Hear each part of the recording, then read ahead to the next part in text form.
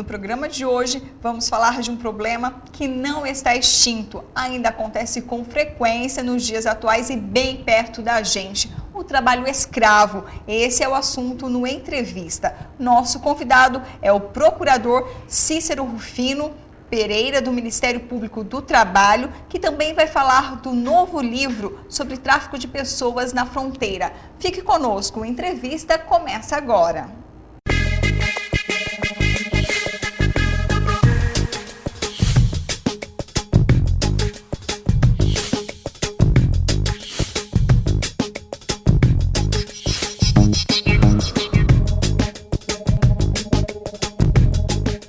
Doutor Cícero, quais são os elementos que identificam e caracterizam como trabalho escravo? Meus cumprimentos a todos e a todas. Minha cara, nós temos aí há muito tempo, né, mas principalmente desde 1983, com uma alteração que houve no artigo 149 do Código Penal, uma definição que é da lei, que é legal, sobre o que vem a ser trabalho escravo. Temos principalmente as condições degradantes de trabalho, né? Trabalho sem equipamento de proteção individual, ou mesmo sem nenhum tipo de proteção, sem água potável, né? Sem um alojamento minimamente digno, condições degradantes de trabalho. Também jornada de trabalho exaustiva, a gente muitas vezes encontra trabalhadores trabalhando por dia 14, 16 horas, constante, meses a fio. Sem liberdade. Sendo obrigados a trabalhar por uma forma ou por outra. Como se estivesse na Revolução Industrial, 1700 e pouco, né? Continua existindo, mas também servidão por dívida, retenção de documentos para que ele não possa ir embora. Enfim, tem uma gama de possibilidades para se ter essa caracterização de trabalho escravo, mas com certeza as mais comuns são jornada exaustiva de trabalho, muito trabalho todos os dias, durante muito tempo, e não apenas isso, também, claro, essas condições degradantes de trabalho, que, aliás, há quem defenda que essas duas características deveriam ser tiradas da definição do crime, da tipificação do crime de trabalho escravo, que é um absurdo. Sem essas duas principais características, não teremos mais trabalho escravo no Brasil. Em relação ao perfil dessas vítimas, que acabam sendo vítimas, né? São trabalhadores ali à mercê desse patrão. Qual que é o perfil dessas pessoas? Claro, com certeza, principalmente na região, no campo, na zona rural, que acontece essa condição degradante de trabalho, muitas vezes sem água potável. Quando eu chego numa localidade, numa carvoaria, por exemplo, aqui no estado de Mato Grosso do Sul, na fronteira, muitas vezes com o Paraguai, acontecia e ainda acontece um tanto quanto, que se não tem água potável, se o sujeito acaba tendo que tomar banho no riacho, pegar água no riacho na cabeceira, tomar banho e lavar a louça no meio do riacho. E lá no final, quando a água está saindo da fazenda, fazer suas necessidades fisiológicas, se isso não é condição degradante de trabalho, se isso não é desumano, se isso não é trabalho escravo, o que mais pode ser?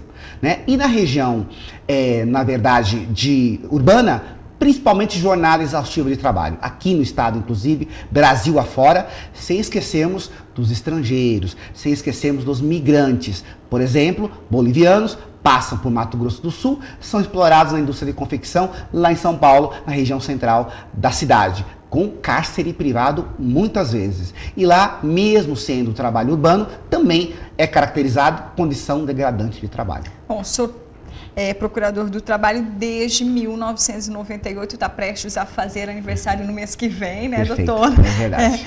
Já acompanhou diversas situações, né? Que o senhor encontrou? O senhor está falando em situações degradantes, falta de água potável, mas assim, em ambiente, muitos acabam trabalhando em troca de um prato de comida e essa comida às vezes até estragada. Isso acontece. O que o senhor já acompanhou? Acontece, infelizmente, aqui do nosso lado, sabe? Numa cidade a menos de 100 quilômetros de Campo Grande. Um trabalhador, na verdade, nessa condição, durante anos, o vizinho não se conformou, uma pequena chácara, chamou a Polícia Militar, que em apoio, é uma entidade que apoia, a Polícia Militar Ambiental apoia muito também as fiscalizações do Ministério do Trabalho, com apoio do Ministério Público do Trabalho pelo interior aqui do estado de Mato Grosso do Sul, mas isso chegou à Polícia Federal, que é quem tem competência constitucional para enfrentar o crime de trabalho escravo. A polícia confirmou e indiciou o dono da chácara no artigo 149 do Código Penal, portanto, condição degradante de trabalho, trabalho escravo, e esse trabalhador acabou indo lá no Ministério Público do Trabalho, acabou sendo trazido pelo Fórum de Trabalho Decente, que é um fórum que eu coordeno aqui no estado também, e a gente conseguiu ver, como você disse, comendo nada, não havia sebo na geladeira, ele era de fato explorado nessa condição, e o perfil, nesse caso, era trabalhador brasileiro, analfabeto, do campo, sem nenhum tipo de condição de se defender, não conhecia dinheiro. Mostrei ele diversas notas de dinheiro durante a fala com ele lá no meu gabinete. Ele não conhecia dinheiro. E o caso desse trabalhador, não vou dizer o nome, até porque isso que eu ia dizer, é como se fosse uma novela. Teve um final feliz. Anos a fio nessa exploração, com a atuação da polícia, da sociedade, polícia militar, polícia federal, chegou no Fórum Trabalho Decente, que é um fórum formado por entidades da sociedade, chegou no Ministério Público do Trabalho, e posso lhe resumir a ópera no sentido de que ele está recebendo parcelas do combinado, 20 mil reais, parcelado para ele ter condição de trabalho, está sendo atendido, sendo alfabetizado, através de uma parceria do Ministério Público do Trabalho com a Seleta Caritativa. A Seleta tem um TAC comigo e, ao invés de pagar em dinheiro, está projetando projetos, e um deles é atender esse trabalhador. Casou-se.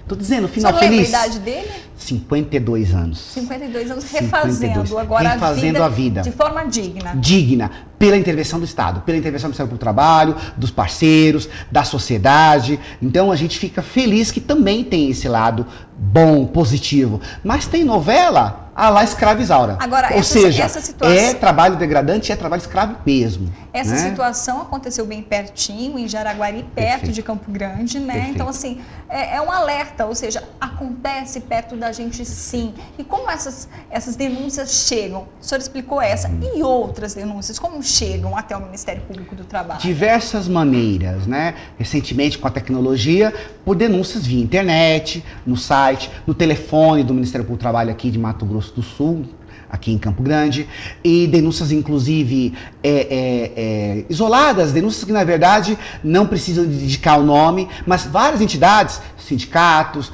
ONGs, levam a denúncia para o Ministério Público do Trabalho, que é distribuída para um procurador, e a partir daí inicia-se a investigação, inicia-se o inquérito civil. Então, de diversas maneiras. Que é a atuação, doutor? Né? Queria que o senhor explicasse. E o principal vai no próprio Ministério do Trabalho e Emprego. Superintendência Regional do Trabalho e Emprego aqui de Mato Grosso do Sul, ela acaba recebendo denúncias e, ao iniciar a sua atividade, indica e convoca e se associa, é parceira, avisa o Ministério Público do Trabalho para começar o inquérito civil. Então, o inquérito civil recebe denúncias, inquere-se a empresa, quem de direito, para juntar documentos, ouve testemunhas e, principalmente, muitas vezes se associa ao fiscal do trabalho e diligencia no local, interior principalmente. Vamos juntos. Para certificar. Para certificar. Procurador do Trabalho, com a estrutura do Ministério do Trabalho, Fiscal do Trabalho, com a estrutura da Superintendência do Trabalho, Polícia Militar Ambiental, que além de trabalhar o lado dela, do meio ambiente, a função dela natural, dá uma segurança física, porque eles são armados para o Ministério Público. De atuação, uma equipe de atuação. E a partir dessa equipe, sai um relatório e o que é mais importante, fica aqui meu agradecimento aos fiscais do trabalho de Mato Grosso do Sul. O que é mais importante, através do auto de infração, que chega para o procurador, a gente tem elementos de prova, é uma prova pré-constituída para que chame o dono da fazenda, chame o empregador, chame o escravocrata, ou às vezes não é escravocrata, mas descumpriu gravemente a lei, chame para tentar um acordo para regularizar, para no futuro não mais repetir. E se este, em nível de inquérito civil, que descumpriu a lei, não aceitar fazer o acordo, que é o termo de ajustamento de conduta, o TAC, o procurador aciona outra grande parceira, a Justiça do Trabalho, através de uma ação civil pública, através de uma ação civil pública, e o juiz vai decidir, a partir da prova levada pelo procurador, a partir da defesa como advogado da empresa, da entidade que descumpriu a lei, determina uma sentença que se cumpra a lei. E, que é importante, dano moral coletivo, valor, um determinado valor para servir de maneira pedagógica para aquele empregador, aquele empresário, aquele dono de fazenda, enfim, aquela empresa, faça o máximo para não repetir aquela ilegalidade. Procurador, como que essa equipe de atuação encontra esse trabalhador que é vítima desse tipo de exploração? Essa vítima, esse trabalhador acaba se fragilizando, desacreditando de ser recolocado no mercado de trabalho com dignidade. Perfeito. Como eu acabei de dizer, nem sempre a novela tem um final feliz, como desse trabalhador de uma região aqui próximo da chácara. Normalmente, esse trabalhador, ele tem muito medo, principalmente sendo trabalhadores paraguaios, ditos indocumentados, na região de Porto Murtinho, Caracol, Bela Vista. Aliás, foi o local onde eu fiz minha pesquisa para o livro. Ele tem medo de que chegue alguém, que ele corre, se esconde porque acha que é a Polícia Federal, que é alguma autoridade que vai, aspas, deportá-lo. Mas ele quer continuar trabalhando. Na carvoaria, mesmo com essa degradância toda, o que ele recebe em valores é mais do que ele recebe lá no Paraguai. Então, a condição dele é de medo, é de, principalmente, não conhecer os seus direitos. Precisa muito na sociedade brasileira, estamos numa universidade, precisa muito as universidades brasileiras pesquisarem, montarem cartilhas, levantar informações para orientar esse nosso trabalhador. O número de trabalhadores brasileiros, Brasil afora, que sequer sabe minimamente seus direitos, muito menos de maneira adequada, é muito grande. Então ele é encontrado fragilizado, quando é resgatado, muitas vezes precisa de um apoio da prefeitura, através da Secretaria de Assistência Social, do posto de saúde para tratar muitas vezes de doenças psicológicas, serviços psíquicas, básicos, serviços básicos de saúde, educação, para ele tentar ser reintegrado à sociedade. Isso é um trabalho conjunto. Não é só resgatar, pagar o que ele tem a ver, porque senão o que acontece? Num próximo resgate está lá o mesmo trabalhador. Doutor procurador, tudo bem? O senhor me resgatou ano passado, há 6 meses, na fazenda tal. Não é só fazer o acerto. Não é só fazer o acerto, precisa de política pública, precisa de Estado, mais do que governo. Esse trabalhador que sofreu esse tipo de exploração, ele também precisa de uma assistência social. Psicológica, ele precisa deixar de ser peão de trecho. A cada período ele está sendo explorado um trabalho degradante, um trabalho escravo, em um local onde a frente da agricultura, expansão agrícola e tal, tá levando. Ou aonde de alguma maneira tem um boom de serviços. Agora, eu queria que o senhor explicasse para a gente, o senhor falou da questão da indústria têxtil, carvoarias, que mais que a gente tem aqui no estado? Vamos localizar. Olha, em complemento, inclusive, a essa pergunta que você fez há pouco, anterior, e mais a essa, sempre me vem à memória alguns casos emblemáticos. Né? Além desse trabalhador lá que casou-se, que a gente tem um final feliz, eu me lembro de uma carvoaria onde documentamos 2 colchonetes dentro do forno. O alojamento daquele trabalhador era o forno. O dono da carvoaria ou o fazendeiro, que também é responsável, sequer lhe deu um alojamento digno para conviver. Era o forno. E mais recentemente, final do ano passado, nós fomos num local onde a gente acabou encontrando um trabalhador, 3 trabalhadores, num galpão de consertar os equipamentos, tratores, implementos agrícolas, que é simultaneamente um galinheiro, as galinhas ali ciscando, germes, vermes ali, e eles deitados no chão, numa pequena barraca, que eu tirei uma foto que eu mesmo não cabia, e olha que eu não sou um homem alto, eu mesmo não, infelizmente, eu mesmo não cabia dentro da porta da barraca. Olha, mesmo quem tem 10, 12, 15 anos, não apenas eu, colegas do Ministério Público ou colegas do Fórum de Trabalho Decente, que tem muito tempo de experiência, de conhecer a situação aqui, ficamos assim, arrasados. De chegar em casa à noite e chocados. É desumano, literalmente. Como que um ser humano faz isso com outro ser humano? E para dormir à noite você demora. Maldade, né, doutor? Beira maldade, porque se você não precisa agir por ter ação, por omissão, também fere o direito humano, fere a dignidade da pessoa humana. E quem fere? Só para a gente fechar essa primeira parte do programa, o lado patronal, quem descumpre as leis trabalhistas, tem a penalidade aí. Perfeito. Recomendo que comprem, que leiam meu livro, principalmente o capítulo 8º E o nono, que é a conclusão, mas o oitavo, que trago essa questão bem atual, bem moderna, bem assim, trazendo as teorias e as doutrinas, por que um acha uma coisa, outro acha outra. Na verdade, o que a gente tem é que esse patrão tem penalidade penal, a Polícia Federal abrirá inquérito, o Ministério Público Federal ajuizará uma ação penal de trabalho escravo ou de tráfico de pessoas, conforme o caso, na Justiça Federal e poderá ser condenado aqui no Estado. Inclusive, há condenações da Justiça Federal de Mato Grosso do Sul de empresários que efetivamente descumpriram a lei e que pode ser, claro, condenados, conforme o caso, à prisão. E, além disso, a responsabilidade trabalhista de, no futuro, não mais incidir naquela legalidade, regularizar tudo que está errado e pagar um dano moral coletivo. Eu insisto no dano moral coletivo, amiga Ida, porque, na verdade, o órgão mais sensível de qualquer pessoa, física, jurídica, transcendental, marciana, é o bolso.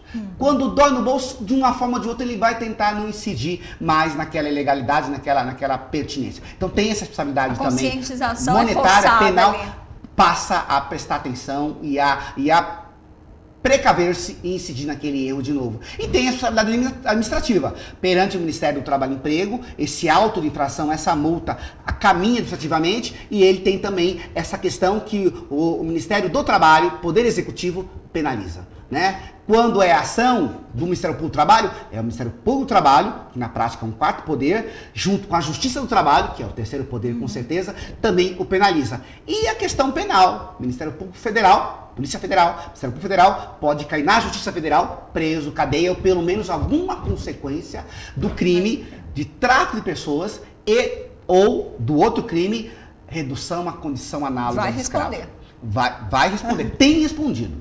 Tem respondido. Não quanto deveria, mas a gente tem visto aí notícias recentes que, de alguma forma, a sociedade está se indignando, de alguma forma, quem está, inclusive, na área da corrupção, está pagando ou está tendente a. Então, na questão do trabalho escravo, felizmente, ainda que pouco, para ampliar, felizmente está indo na mesma direção de responsabilização. Doutor Cícero, é sempre uma aula conversar com o senhor. Obrigado. Mas a nossa conversa já continua daqui a pouquinho. No próximo bloco, vamos falar do livro do procurador que mostra exatamente sobre o tráfico de pessoas na fronteira. O Entrevista volta já.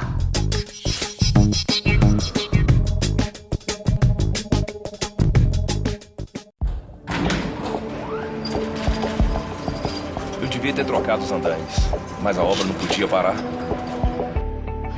Eu devia ter verificado melhor os tubos. Estava chovendo muito.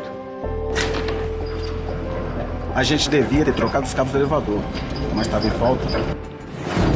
Acidentes não acontecem por acaso. Trabalho seguro é responsabilidade de todos. Programa Nacional de Prevenção de Acidentes de Trabalho. Justiça do Trabalho.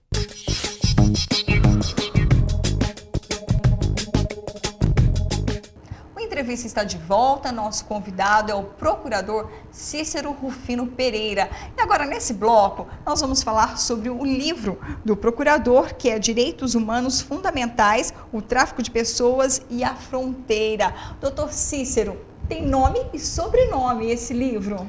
Perfeito, porque a base são os direitos humanos. Então, tudo parte da questão dos direitos humanos.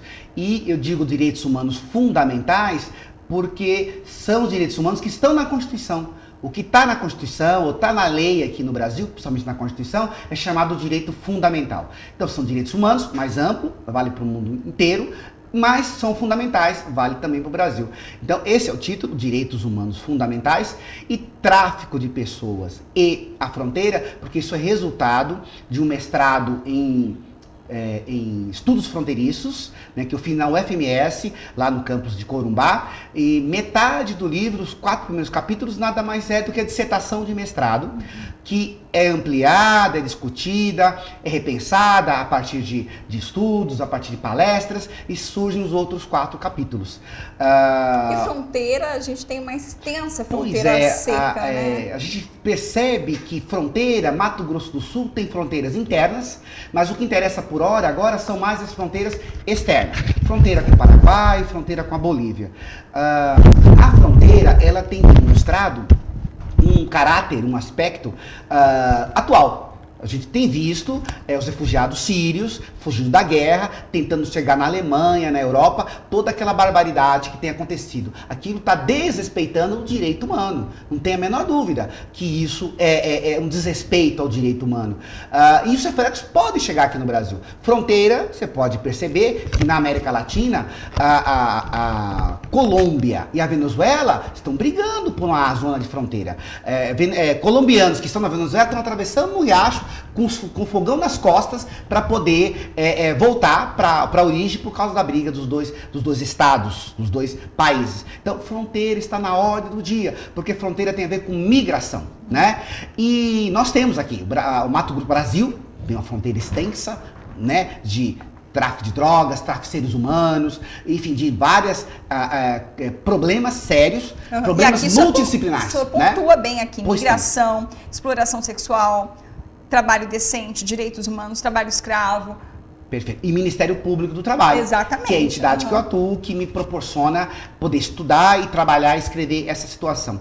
Se fosse para eu ter uma rápido apanhado do que tenho estudado e, portanto, do livro, é dizer que os direitos humanos estão aí, não são respeitados, direitos humanos em geral, das mulheres, violência contra a mulher, violência sexual, discriminação dos negros, xenofobia dos haitianos que estão trabalhando aqui no estado, inclusive, mas eles estão aí postos, não são respeitados de maneira integral, apesar de existir lei internacional que exija que seja respeitado, o Brasil tem que cumprir isso, portanto, nossa sociedade brasileira e nós, todos os órgãos do Brasil, teríamos que cumprir isso, isso seria a introdução da conversa, e no meio do livro dizer, o que está acontecendo? Quais são os problemas? Por que o direito humano trabalhista, o direito humano ao trabalho decente, não ocorre para brasileiros e principalmente para estrangeiros, inclusive em Mato Grosso do Sul. Essa realidade. Traga essa realidade com casos concretos, com uma paraguaia, menina, 13 anos, personagem, que, na verdade, foi explorada em exploração sexual na fronteira, Ponta Porã,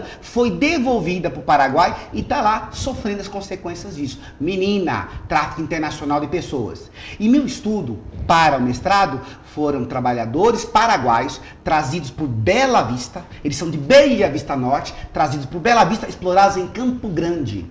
O Ministério do Trabalho atuou, primeiro bloco, falamos como é que funciona, foi na prática, o caso está contado aí, e a Justiça do Trabalho determinou que teve sim ilegalidade, trabalho escravo, e isso foi o meu estudo. E eu concluiria, Cícero, e para resolver isso? Passa necessariamente, acabei de dizer, pelo estudo, pela cidadania, na verdade passa necessariamente por aplicar o Plano Nacional de Estudos de Educação e Direitos Humanos. Se tivermos aplicável, na prática, o Plano Nacional de Educação em Direitos Humanos, começa pela base. A sociedade vai entender e vai reclamar e não vai permitir que isso aconteça. Tal qual agora a questão política. Tal qual aquele fenômeno de 2013, junho de 2014. Foi todo mundo à rua reclamar, no Brasil inteiro. Então é isso, entendeu, compreendeu, percebeu que está sendo ludibriado, isso vai evoluir. E eu tenho grandes expectativas para que, não eu, não você, nossos filhos, nossos netos terem uma condição muito melhor. A gente teve recentemente casos de haitianos, né? Perfeito, aqui no estado. Inclusive no meu gabinete, na minha atuação. Como que era essa situação? Só para o senhor exemplificar para a gente. Principalmente haitianos trabalhando na construção civil. A tal da terceirização, que foi foco de debate no passado, como desse ano. A terceirização que muita gente acha que é uma maravilha, que tem que estender para todos. Aquela discussão que teve com o presidente da Câmara, o Cunha, inclusive, Eduardo Cunha. Aquela situação que a gente vê na construção civil, a empresa é contratada por uma grande empresa, respeitável empresa como a Plaenge, ou como a CCR, ou outras do ramo. Quem ganhou a duplicação da BR-63 também, né? Contrata uma terceirizada que quarteiriza, que contrata o trabalhador haitiano, condição degradante de trabalho. E xenofobismo. Precisou que um juiz estadual, meus agradecimentos a ele, visse isso, percebeu que o sindicato da construção civil, trabalhadores, passou, chamou o sindicato pegou esses trabalhadores, levou para o Fórum do Trabalho Decente, que os alojou num hotel, pago com dinheiro de TAC, que o Fórum Trabalho Decente recebe dos TACs que eu assino, e os trabalhadores ficaram 10, 12, 15 dias até poder ir na justiça e receber seus direitos. Então, isso passa por aí. Então, a gente tem essa situação que é grave e que muitas vezes, no nosso lado, a gente não percebe. Bom, e quem quiser um pouquinho mais de aula, tá aqui nesse livro, né? Perfeito, Dr. Cícero? Recomendo, como eu disse há pouco, recomendo principalmente o capítulo 8º, porque ele está mais pujante, está mais recente, e a partir dele vai ter vontade de ler o restante do livro. Né? Bom, eu agradeço. Eu que agradeço pela entrevista, obrigada. E eu queria só pra gente finalizar, Pois não. o trabalho dignifica o homem, mas Perfeito. tem que ter qualidade de vida. Perfeito. A qualidade de vida que o trabalho tem que trazer, dignificando o homem, respeitar os seus direitos, direito de estar com a família, de ter saúde, isso nada mais é do que trabalho decente, que é um dos itens do livro e que é o fórum que eu coordeno, Fórum de Trabalho Decente e Estudos sobre Tráfico de Pessoas. Obrigada pela entrevista. Obrigado. Eu conversei com o Procurador do Trabalho, Cícero Rufino Pereira. O Entrevista fica por aqui. Até a próxima edição.